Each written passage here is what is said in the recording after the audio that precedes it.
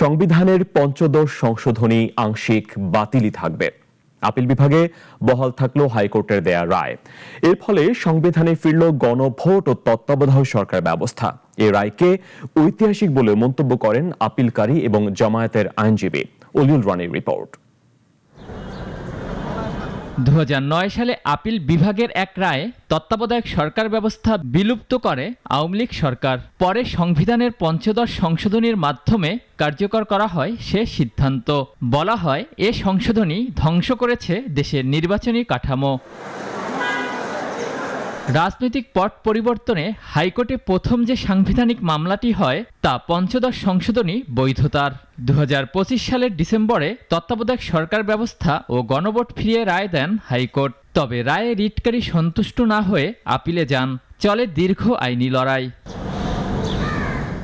বৃহস্পতিবার হাইকোর্টে সে রায় বহাল রাখেন আপিল বিভাগ।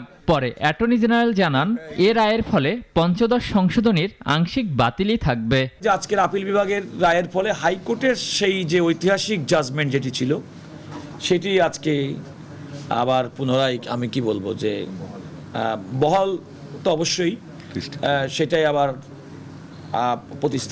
স্থাপন হলো। আপিল বিভাগের এ রায়কে ঐতিহাসিক বললেন রিটকারী ও জামায়াতের আইনজীবী।